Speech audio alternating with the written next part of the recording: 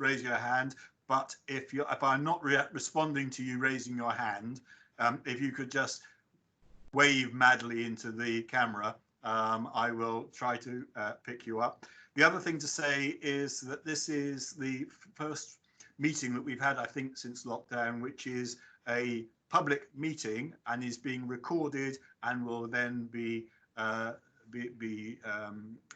fed to the website, and is therefore available this part of the meeting for the public to see. And I am taking it that by being in the meeting, you consent to that recording process taking place. So if you don't want to, then you should leave the meeting at this point, because it is a public meeting. Thank you. So I think we can afford to make a start. So first of all, welcome in this extraordinary times, continuing extraordinary times. Apologies for absence. Do we have any further apologies, Sarah? So it's just Sandra Corey, but that's all the apologies I've received. Yeah. Okay, thank you. Item 3 is the register of members' interests, enclosure A. Has anyone anything that they wish to add or draw attention to on the register of members' interests? Yeah. So just to highlight that Karen Sylvester is now attending the Primary Care Commissioning Committee, having taken over as chairman from Nick Bray. And Karen, you can correct me if I'm wrong, but I've got an email which says your register of interest, a GP partner at the Glastonbury Surgery, shareholder of Somerset Primary Healthcare Limited, and vice chairman of Somerset Primary Care Board. Yeah. Yes. Karen, welcome. It was nice to have that full handover with Nick earlier, so that he actually appeared at the meeting and then handed over to you. So very, very glad to have you on the committee. Thank you for that. Thank you very much. The only point I'll make is that Musgrove no longer exists. It is now this Somerset NHS Foundation Trust, isn't it? Yes. So that's the only thing that just needs adjusting, but that's all. Yeah. Okay, we need to adjust that. Thank you. I think it will be understood as the successor in title, Judith. So I don't think we need to agitate too much, but we ought to correct it for future reference. Okay, moving on then to the minutes of the meeting held on the 10th of March. Those of you who can recall going out of your households, we actually were in Ilminster that day, and I'm going to, for those of you who are at that meeting, can we just deal with matters of accuracy on the minutes first? I'm going to deal with it page by page. That might be more difficult for those of you following on screens, but you can stop me if you think that there are any inaccuracies. So page 1, page 2, which takes us down to COVID-19. Page 3, which goes down to the Beckington Family Practice. Page 4, Primary Care Assurance Framework Update. Page 5, Primary Care Finance. Page 6 takes us down to Improving Quality in Primary Care. Page 7, Primary Care Networks. And lastly, page 8, which is the final page. I see nobody seeking my attention, so I take that as a correct record. Judith, were you signalling? Well, the only thing was Sandra Wilson there at that meeting. Was she replacing Martin Davison? PPG chairs? No, I mean we're on a hold at the moment for recruiting the replacement for Martin. So the situation is that Sandra is a member of the governing body and so is very welcome to attend these meetings. Oh right, that's okay. Yeah. It's just you tell me that she was on it. That was all when I last saw. That's all. Yeah. So she's attending, but she's not a member as such okay. At this point. Thanks, David. Okay. in that case, I will metaphorically sign those as a correct record, and Sarah can tell me later what I have to do, if anything, to make that official. And we'll move on to matters arising. Can we deal with the action log first of all? Anyone want to raise anything on the action log? Yeah, Yes, I'll Tanya. give a quick summary. Just bear with me finding the action log. The two areas which are outstanding relate to the discussions around the counter-fraud audit and prescribing that we had at the last committee. There was an agreement at the last committee about communicating the recommendations, but also a request for further consideration about how to gain assurance that those recommendations have been implemented. Due to the timing of the committee meeting and then COVID coming along, at the end of March, we received national guidance to say how primary care should work going forward, and that reporting and unnecessary work should be halted in order to prepare for coronavirus. So this work has been delayed in light of that situation, and we're now working to see how we can implement as part of the restoration. So discussions have commenced, and we'll be looking to take forward those actions. So it's just to advise really that they're delayed. I think Michael can probably give an update in terms of the PCN work. Thank you, Michael. Thank you, Tanya. I mean, just on that last point, I think it's worth the committee being aware that the national guidance which has been issued to general practice is still the phase 1 standard operating procedure, which is very much about dealing with the initial response, and we have been waiting for some time for revised guidance to be published, which we understand is going to be forthcoming in due course. But we feel that we need, as part of our restoration efforts, to provide some further clear guidance to general practice in Somerset about priorities for the coming months. So we are working on that local guidance with the expectation and the hope that the national guidance will appear so that we can issue both simultaneously to our providers. So that's just to finish that point about the audit and to assure the committee that we do have that in hand. The second point was about primary care networks, and I can report that we have 95% participation in primary care networks for this current financial year. We've just undergone a process of the practices signing up for primary care network DES participation. We have 3 practices in Somerset who are not participating this year. Those are West Coker Surgery outside Yeovil, which didn't participate last year, and arrangements have already been put in place with Yeovil Primary Care Network to provide network services to the patients of West Coker Surgery. Those arrangements are working well. In addition, this year, Brent Area Medical Centre and Cheddar Medical Centre in North Sedgemoor have decided not to participate, which I think the committee will agree with me is a shame. Certainly our aim has been for 100% participation by all practices in the primary care network DES, and we've done all we can to encourage maximum participation. However, we are working with North Sedgemoor Primary Care Network to ensure that the patients of Brent Area Medical Centre and Cheddar Medical Centre receive network services, and those discussions are in hand, but we expect to have a final agreement within the next few days. Thank you.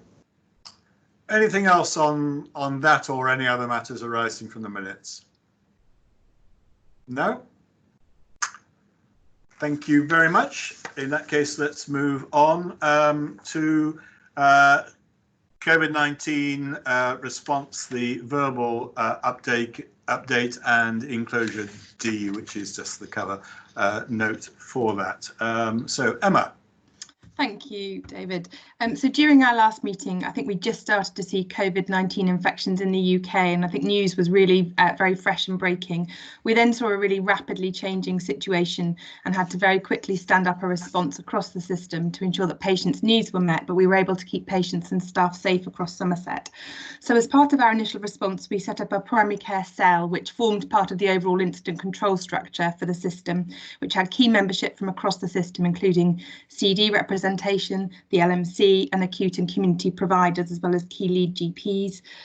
Digital support has been absolutely critical, I think, to our response for everybody, but most certainly for primary care, because it's allowed GP practices to work remotely, and practices have now changed to a complete telephone triage service with the use of video conference where needed.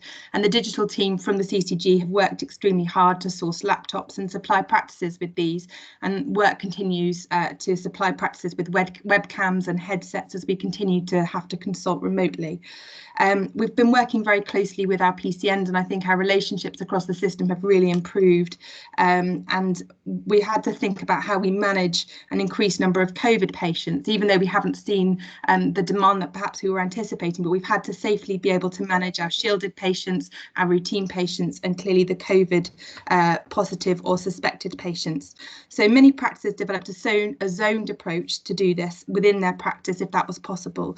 And where that wasn't possible, they set up, or we stood up, primary care assessment centres to allow PCNs on the whole, so practices from within the PCNs, to refer safely in.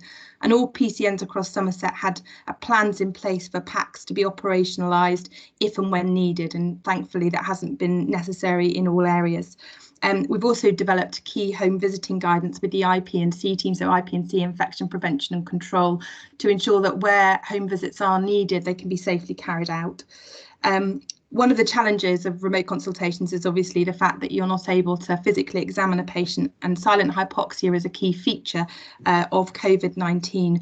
So within the primary care team, we developed a business case for pulse oximeters to be supplied to PCNs to support clinical decision making. The case was approved, and I'm pleased to say that the probes have been deployed across the practices in Somerset, with just under 200 now in operation. We developed a primary care COVID guide. I think one of the things that we really recognised was that there was an enormous amount of guidance coming out both nationally and being developed locally, and we wanted to develop a guide which consolidated everything and put everything in one place, making it easy for the practitioners to be able to access this information.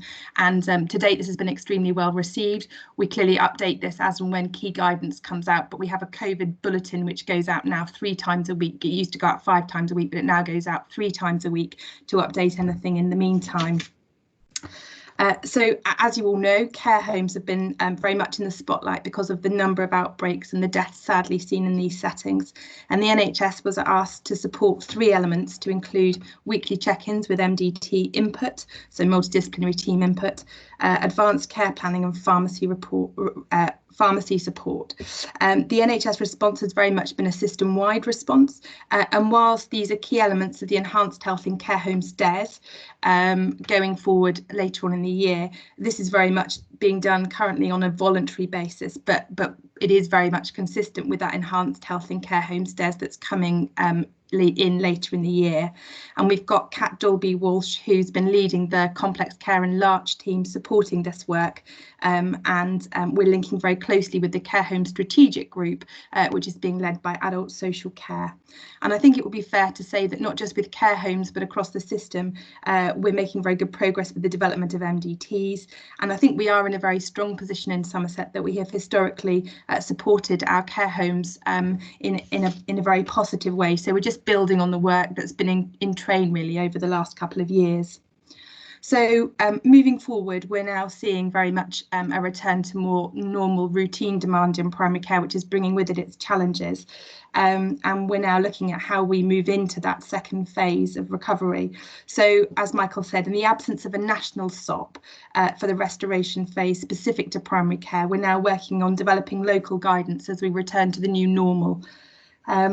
So I suppose the next thing to mention is winter planning. So winter planning is very much underway, and I think we're anticipating a busy winter with COVID, flu, and obviously the potential complications of snow later on in the year. So we're now focusing on how we might be able to develop a more local clinical assessment service as part of the urgent care response.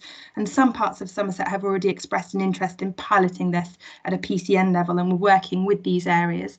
I think it'd be worth noting that there won't be one size that fits all. We do have a CAS already in operation, but some of the PCNs have expressed an interest in developing their own CAS to support the practices locally. So I think in summary, I'd really like to reflect that over the last few months, despite the obvious challenges that have been extreme, we've seen in primary care really positive changes in relationships across the system, and I think we're working much more closely with our wider community and acute teams, which is enormously helpful going forward.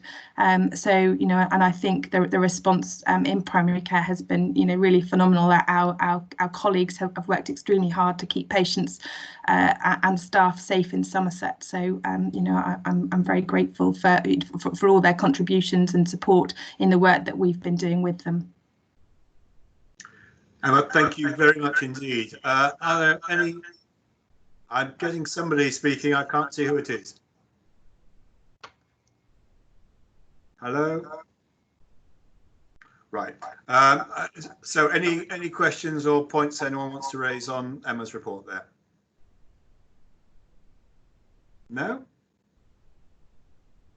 Emma, thank you very much. I mean, we are likely, are we not, to see, as you say, a sudden surge in the relatively near future. Presumably this is high on the sort of risk register at the moment of in coping with that. To what extent are we going to be able to keep our remote consultations operational in helping to mitigate that?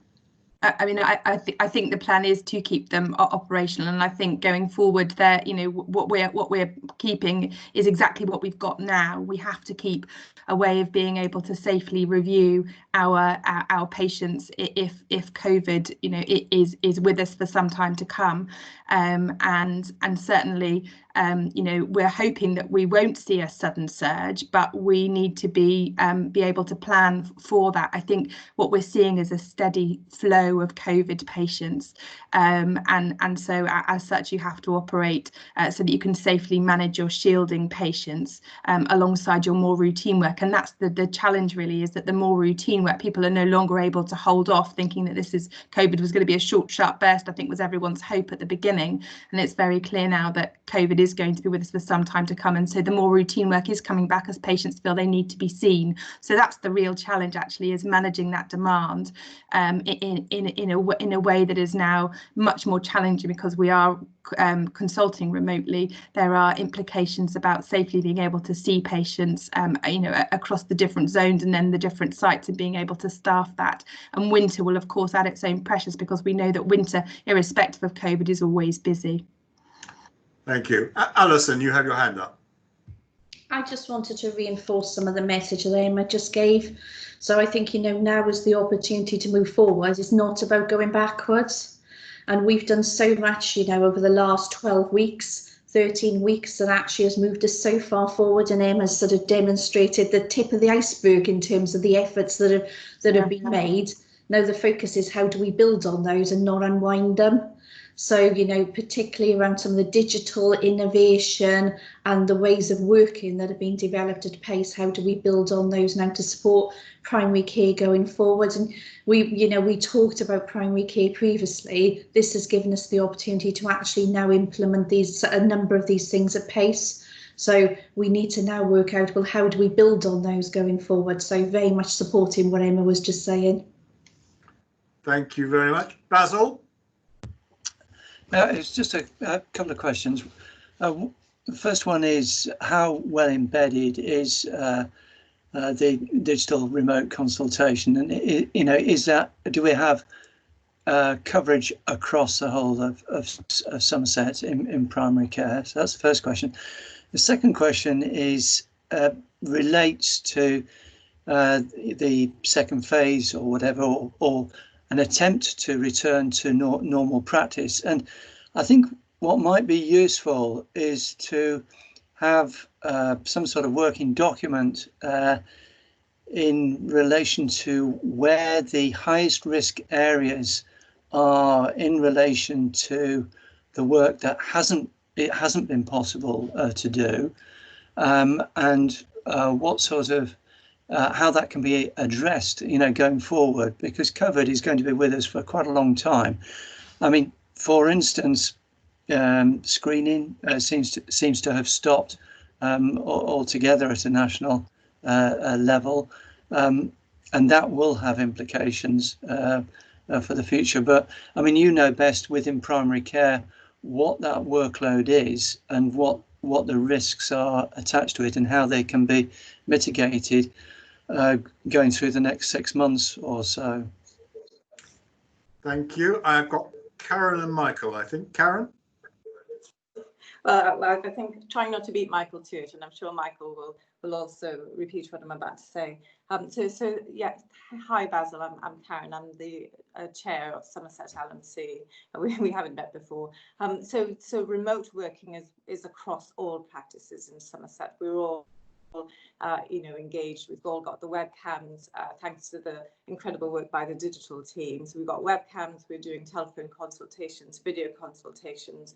A lot of Accurix and a lot of platforms have been made available at the start of this. We're all working, and we're getting slick at it. Even me, as sort of a touchy-feely GP, I'm quite slick at working remotely as we speak.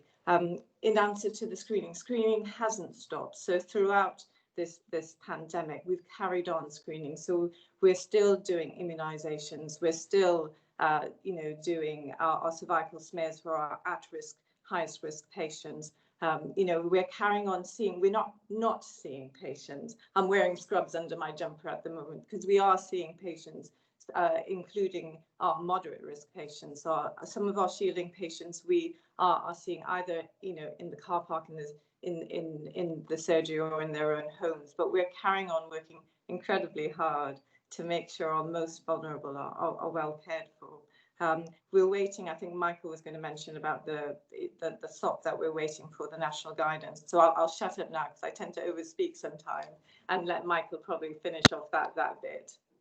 Thank you very much, Karen. I can vouch for the fact that I got an invitation for a pneumonia jab only yesterday. So things are happening. Michael, and then we'll go back to Emma. Thank you, David, and thank you, Karen. And really, I just wanted to emphasise the point which Karen has already made very eloquently, which is that we have been following national guidance, and practices have been continuing to offer immunisation, vaccination and screening services as defined in the national guidance. What we are seeing is some reticence from patients, certainly in the early days, to have contact with healthcare services, and so the demand from patients for example, immunisation or vaccination services has been reduced, but that's been more a question of patient behaviour than a change in the services that are provided by primary care in Somerset. Thank you. Emma? Yeah, just to echo everything really that Michael and Karen have both said, but also just to add that I think sometimes there's a bit of confusion about remote consultation and an online triage, and I just wanted to sort of explain that there are some online consultation triage platforms, and certainly in terms of the take up for those, we've got 42 out of our 65 practices who have that already embedded and in place, with 16 mobilising, going live in the next couple of weeks, and then 7 outstanding practices where work is ongoing, and that's just a way of being able to work on using online triage and online consultation as part of the overall offer. So I think everybody is consulting remotely, but then there is the online consultation, which is slightly separately to that, and those are our current figures, just so that everyone's aware. Thank you very much. Now, I've got Basil and Michael still have their hands up, but I'm not sure they mean to. No, Michael's has gone, Basil's has gone. Excellent. So I think that probably covers that item. Thank you very much for that. I think if we're all right, we'll move on to item 8. Thank you, Emma. Primary care finance. Jackie, I think. Yeah, thank you. Hi. Right, so there are 2 finance papers today. So the first one is the final paper for 2019-20. We are still undergoing our year-end audit for 1920, but I don't anticipate that anything will be changing in terms of this particular report. So in a nutshell, delegated budgets broke even for 1920. We do have some variances within the individual budgets that underlie that. Just picking out some of the key areas, we had an overspend in relation to the support payments that were made to Symphony, but that particular cost pressure has been offset by underspends elsewhere, particularly within the QOF payments, and also from releasing the contingency funds that we'd set aside. I think those are the key areas to mention on delegated budgets. For non-delegated primary care for 1920, we had quite a significant underspend against our budgets, about 1.2 million. The key areas there were the local enhanced services budget, which was significantly underspent. And we did have some undercommitments on the transformation investments monies that we'd set aside for 1920. I don't think there's anything else significant to mention now. I don't know if anybody's got any particular questions on the 2019-20 position. Are there any questions? No, Jackie, it looks like nobody has. That's fine. Oh, good, excellent.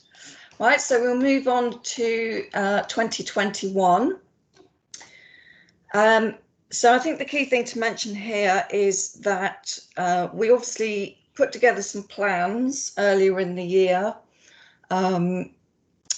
based on allocations that we'd been notified of round about. Initial allocations came out in January, but then there were some amendments in March when the new GP contract was agreed. So obviously since then things have moved on rather. We have a slightly different financial regime now for 2021.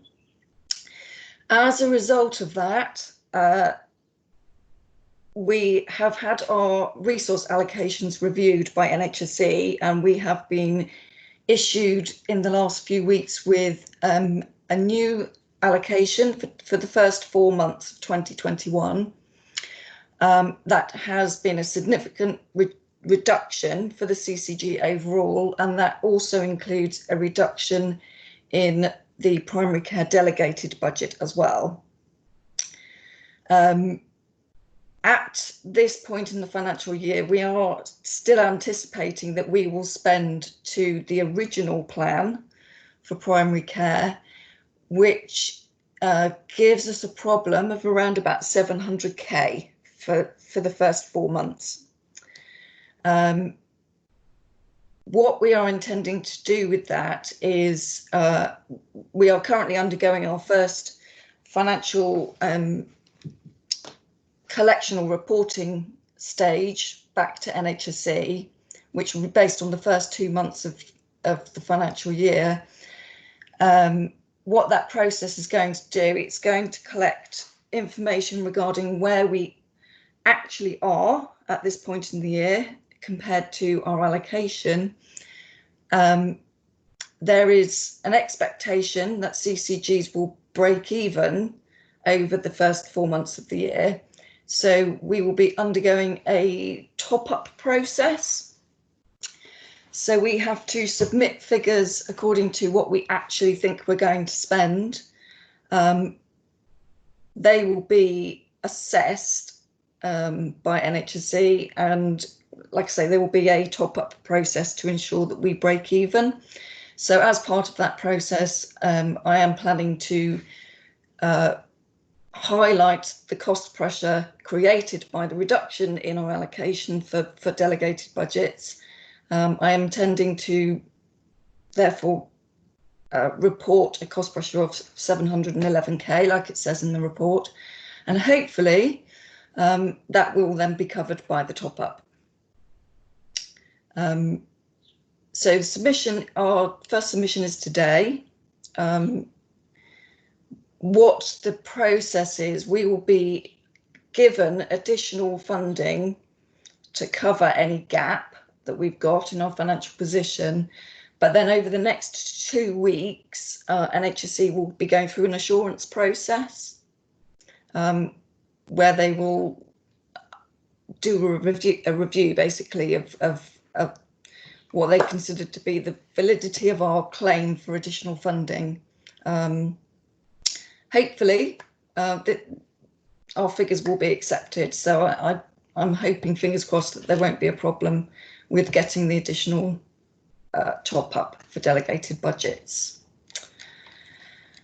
I think, is there anything else to mention on 2021? Like I said, I don't think there is much to mention at the moment, because at this stage we are assuming that we will spend to plan. I would anticipate that as we get a bit more information in terms of actual costs, that we'll be able to revise that as the year goes on. But at this stage, it's only month 2, so I'm assuming spend according to our original plan. So I don't think there's anything else to highlight in terms of 2021. So I don't know if anybody's got any particular questions. I think Alison wanted to come in. It was really just to emphasise the incredibly confusing process we're trying to get our heads around at the moment. So that's what Jackie's trying to explain. The main bit for me is we've got to guarantee as NHS organisations to be supported by NHS England and Improvement in order to get to a break-even position for the 4 months. We're trying to look at what's called COVID expenditure, and then what's other expenses. Some of the things that we're highlighting actually will have an impact on our sort of recurring positions going forward. And that's one of the things the finance team are tracking thoroughly with Jackie and her team as we go through this process, because we've started to get into a slightly more grey area between non-recurring COVID expenditure and COVID that's having an impact on organisations, which will continue beyond this period. I just wanted to highlight to the committee, the process we've got is only from month 1 to 4 at the moment.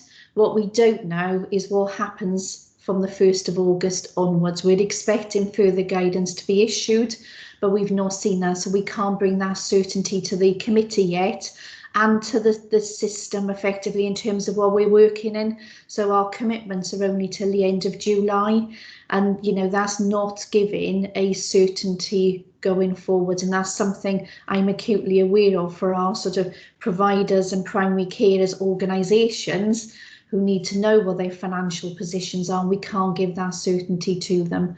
So I just wanted to highlight that. But like I say, if you can bear with us in terms of this slightly confusing process at the moment, because we're new to it, and as we get more experience, we'll bring you those updates and what happens after the end of July. Thank you, Alison. So we can expect a clearer picture by the next meeting, you think? We would hope so. Yeah. Yeah. Basil. You're muted, Basil. Mute. I'll get used to this eventually. Alison has actually fleshed out some of the concerns that I had, really, and I suppose it's all to do with unknowns and just accepting that they are unknowns at the moment. But you know, bearing in mind sort of previous experience over the years, it is quite worrying to have an overspend at that sort of level at this stage in the year. and also the unknown about what happens after August, you know, when you're going through to the completion of the year. I don't suppose there's any more, you know, any extra information that you can give us at this stage, but I was just wondering about what proportion of the overspend is sort of one-off spend in relation to COVID, and what proportion is sort of recurring. I suppose you've got that all in the detail that you will be submitting to NHS England. I should have mentioned that this particular report, it doesn't include the COVID related costs. So anything that was non-recurrent and specifically around COVID isn't on here. Okay. I would hope that for the next meeting I'll be able to provide something around COVID. But yes, we do monitor in terms of commitments. We do monitor whether something has a recurrent or a non-recurrent impact. Alison? I just wanted to highlight that we're not saying that's an overspend. What we're saying is this is what we're asking for our top-up money for primary care. So what Jackie's bringing to the table is when we do our return later today and then finally for Friday, this is how much extra money we're asking, and partly because the allocations were reduced, so we're going in with this level of extra spend for primary care. So we wanted to highlight it to the committee as opposed to saying it was an overspend. And I just wanted to make sure we were sort of aware of that one, because it's important the committee is aware. Roughly in terms of total CCG COVID expenditure, it's about 0.5% of our overall spend level. So we are doing some benchmarking across our Southwest colleagues, and it feels like we're sort of in the middle of the patch in terms of the spend level, which is always interesting to see. But again, Jackie and colleagues are doing some work to understand what other organisations have claimed, and the same for us to make sure we are benchmarked and we haven't missed something in that process as well. So we're checking each other as we go through, you know, checking against the other 7 CCGs, because we've grown now, including Gloucester, BSW and places like that, to just check we've got that consistency across us at the same time. Thank you very much, Alison. So these 2 reports are for noting, and so unless there's any further questions, I think we say thank you to Jackie, and we move on. Thank you. Thank you. Which brings us to item 9 on the agenda, the primary care update report. Who's going to kick off, Tanya or Michael? I will, and then Michael will come in on various elements, if that's okay. So thank you very much. This is our usual update report, which really highlights a number of work areas that are being progressed through the CCG, in addition to the COVID response over the last 3 months. I shall assume that everyone's read the report and just highlight some of the key points within it, but obviously happy to take any questions at the end as well. So the first point I wanted to highlight was around mergers and Exmoor integrated with Symphony Healthcare Services Limited on the 1st of April. So that's since our last meeting. The section around temporary practice closures, we wanted to advise the committee that as a result of COVID, we changed the process and routinely stopped accepting temporary closures during this time, but would agree them in exceptional circumstances. We had a discussion at our primary care operational group yesterday, and we're now looking to reinstate the usual process. So that was just a reaction to the challenges that were being faced over the last 3 months.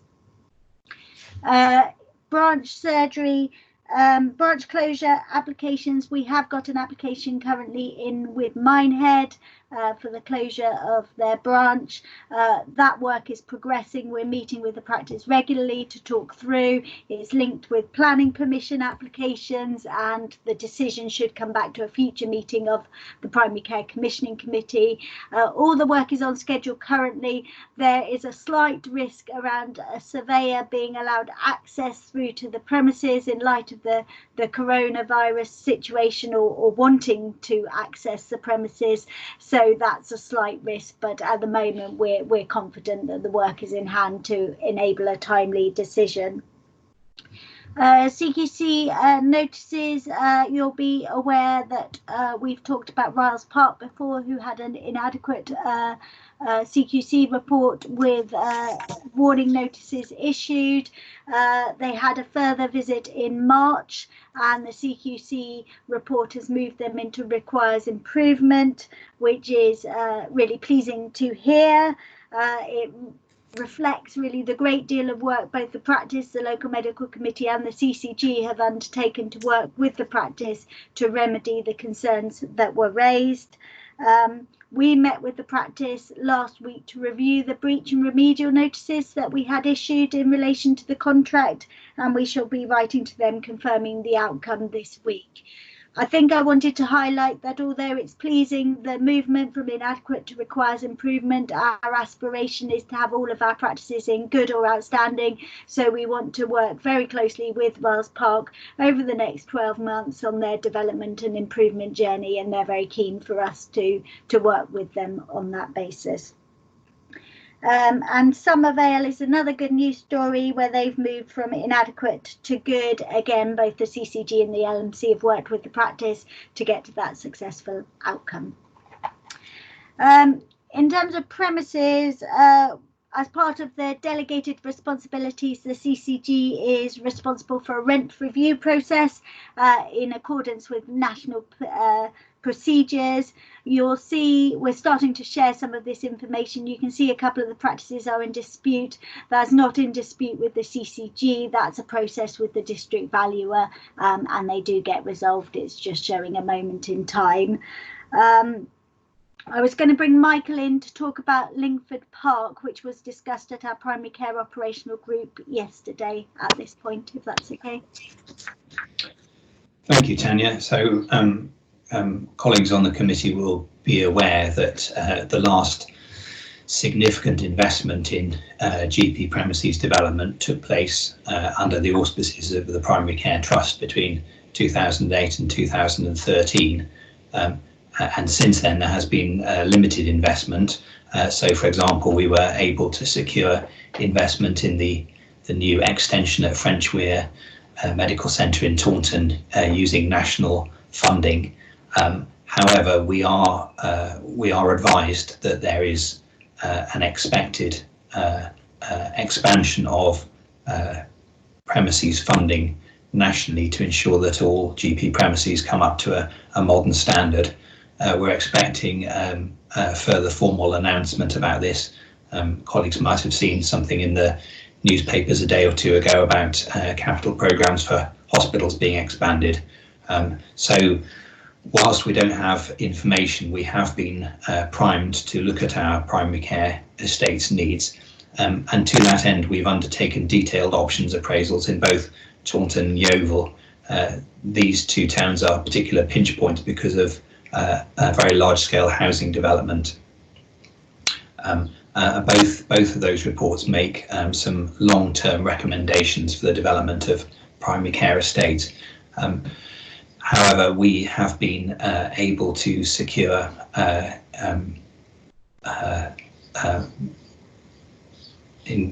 we've been able to progress with plans for Lingford Park surgery in Taunton, which is particularly undersized in relation to its current patient list and is in an area of high housing growth to the north of Taunton.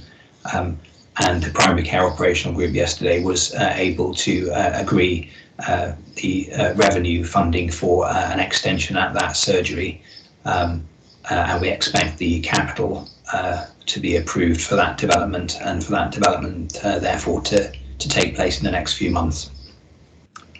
Thank you. Can I just, before we move off this item, just if I may, Michael, Tanya, as I've become an avid reader of Somerset Live, the online Somerset news feed, I noticed the other day that there's a major health centre development proposed at Willerton as part of a packaged redevelopment there. Are we aware of that, and are we party to that?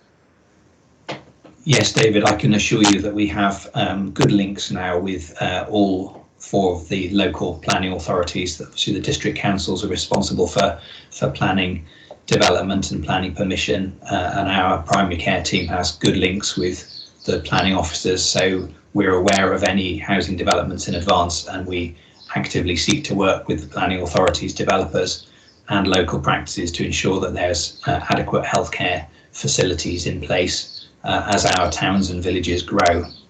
Now, this is specifically, it's a commercial development in the middle of Willerton, and it's to incorporate a new health centre according to the developer's blurb. So which suggests a new GP practice premises there, which I'm not sure that we are aware of. Yes, so I'm very happy to give a formal update at a future meeting if the committee would find it helpful. But suffice to say that that West Somerset Healthcare operates out of 2 premises, one in Willerton and one in Watchet. They're both older premises and in need of some development. So the practice has been considering for some time its future estates needs, and it's been working in partnership with the CCG on these issues. Good, thank you. We'll wait and see what happens. Lots of development briefs get published, and not all of them actually get built, but we'll see. Okay, anything further, Tanya?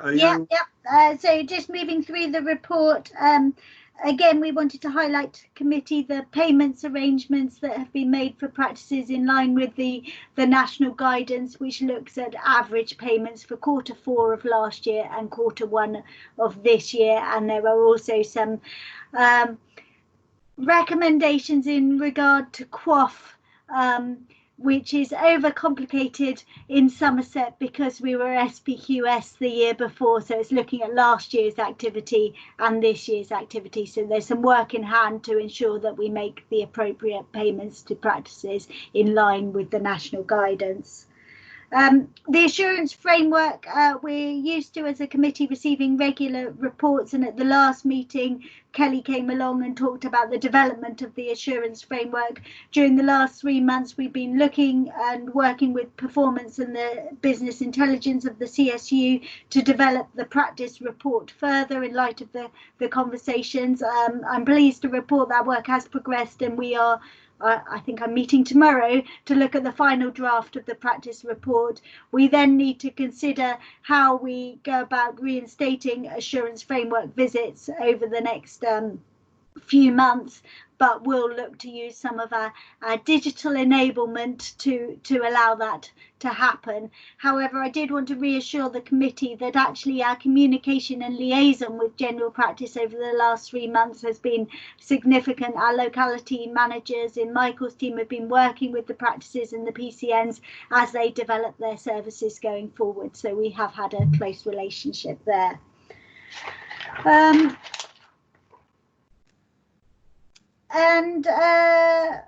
I suppose microsuction I wanted to highlight because it's been earwax has been an area of discussion for many years within the CCG, and we were developing the pathway was agreed, and we were looking at how we would commission 3 PCNs.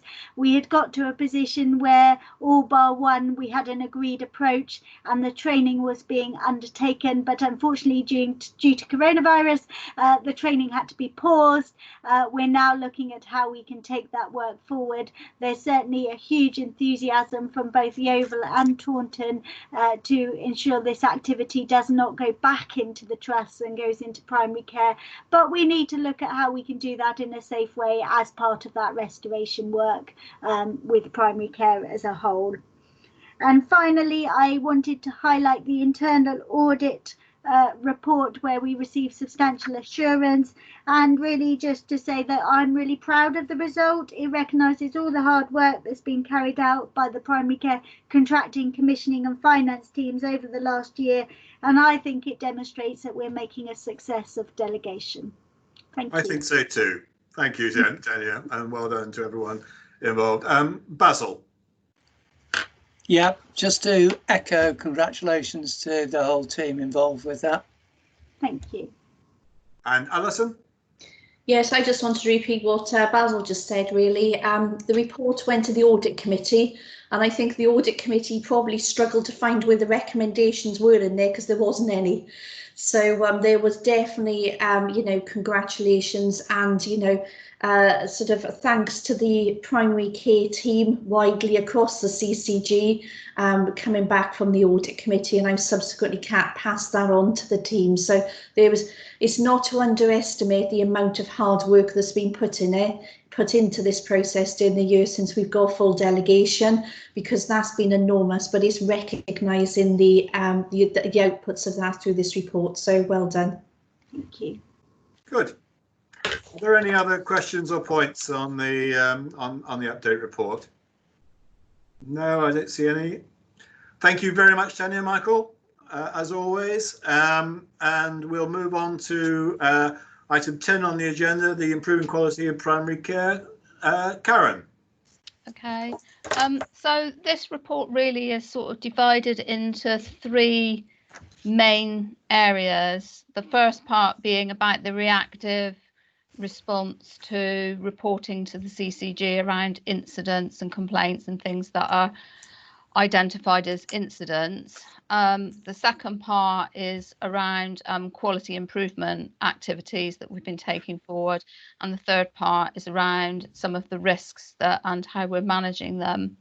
I was reflecting on this last night, actually. We quite often put some clinical quality improvement work in here, and although there is some stuff in here around deteriorating patients and some stuff that's been very much a bit like the digital stuff,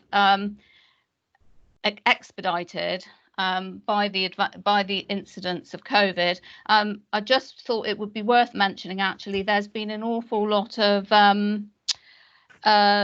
very quick work being taken place around long-term conditions and encouraging people to have access to some services whilst they're not going into their GPs, and I'm sure that we'll come back to report on that in subsequent meetings.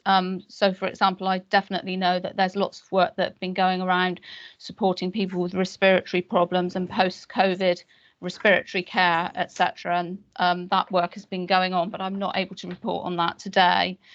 So in terms of just going through the main areas, in terms of the kinds of things that we've seen reported to us, reports have gone down from practices, which is hardly surprising on two counts. One, I'm sure they've been very busy in terms of shifting their models of care and very much focused on that.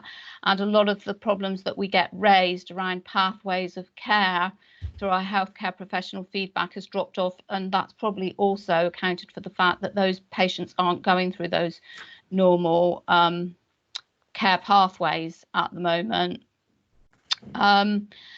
We do need to look at how we reinvigorate that kind of feedback, and I think the team are looking at some work about how that can be taken forward around significant event analysis and healthcare professional feedback.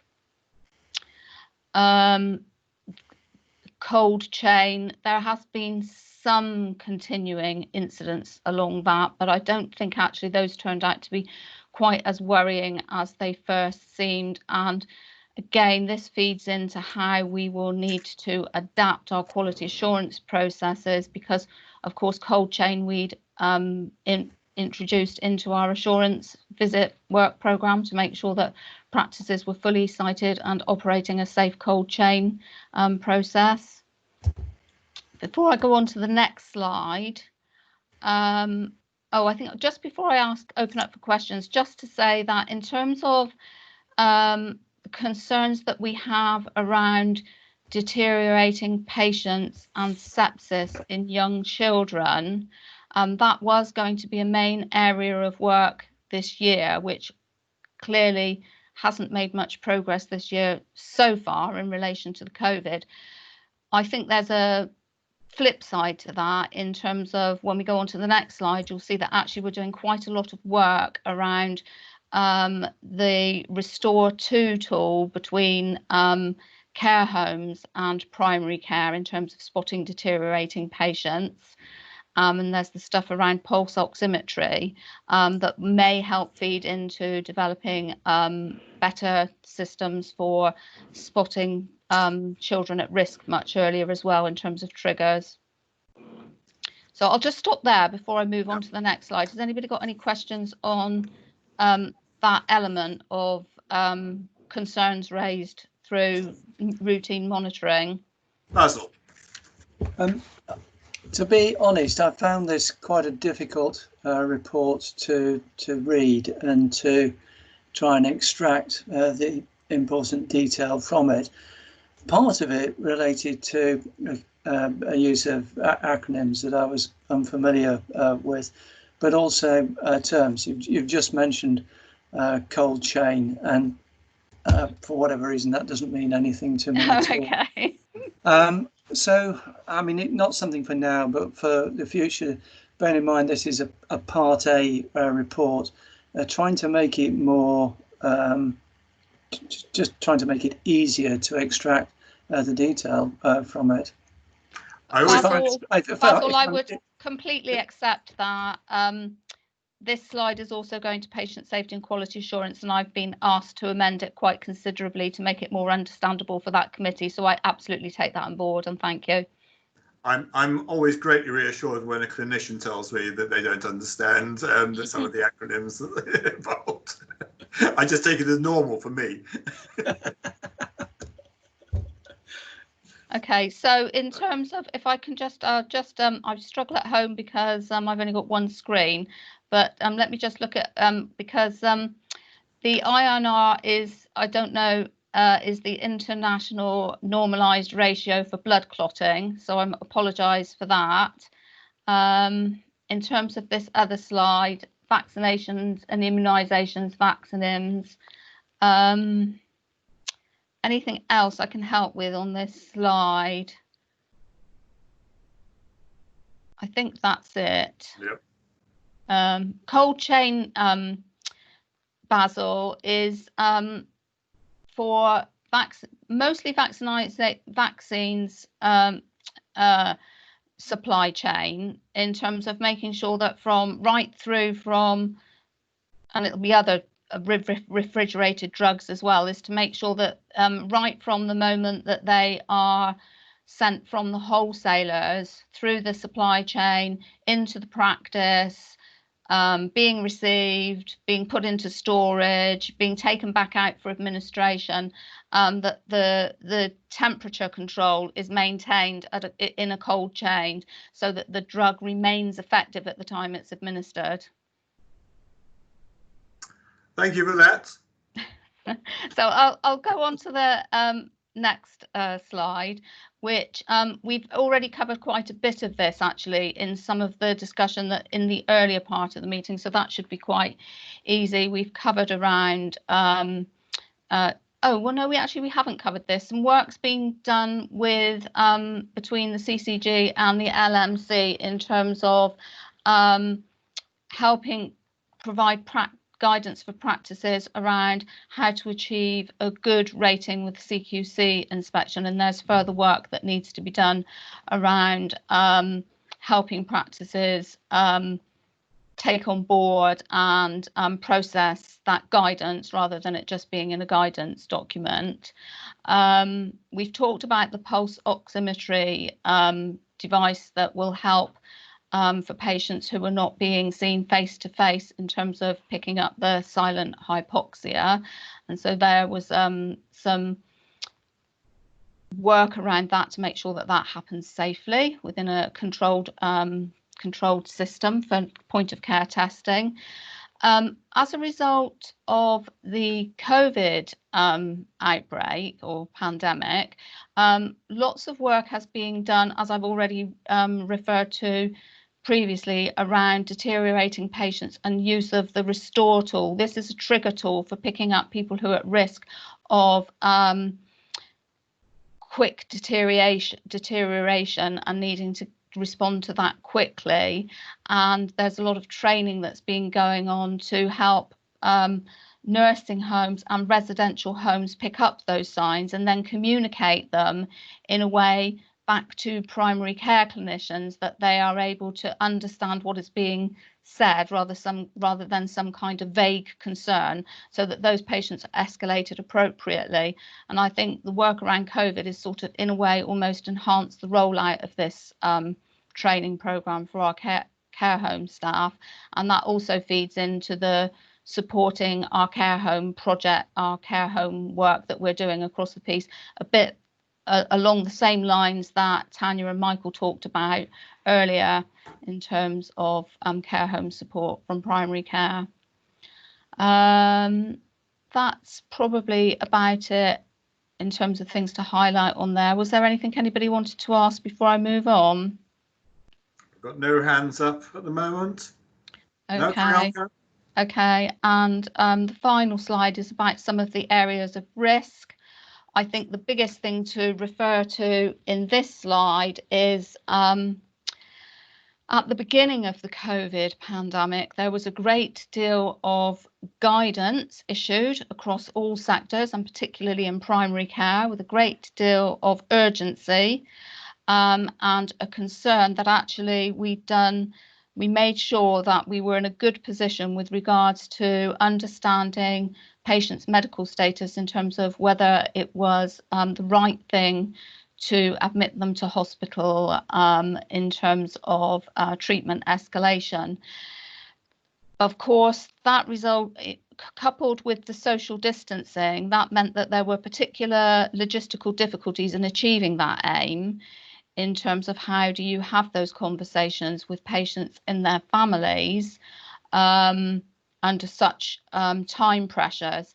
And primary care actually, were really committed to trying to do their best to help the system in getting those plans in place for people. But these are always difficult conversations, and unfortunately it led to some situations where people have misunderstood some of the communication that had come to them, in thinking that some blanket DNAR orders had been given to them or their relatives. So that was challenged through a Section 42 inquiry with the local authority. That inquiry is coming to an end, and I think fortunately we've concluded that there haven't been any blanket DNA orders placed on any patients without discussion with them. But a great deal of learning has been uncovered through that work, and there's still some more work to do in terms of reviewing our arrangements for how we manage treatment escalation plans, not just in primary care but across the whole system. And that issue did actually reach the press and the media, so I don't know if anybody's seen anything about that. I know Emma was very intimately involved with this investigation as well. So in a minute she may want to say something about that. There's some information here around what's happened with CQC inspections. Those have been suspended temporarily, and highlighting of any practices of concern is conducted through a range of new regulatory processes by the with using communications and calls with practices where there are concerns.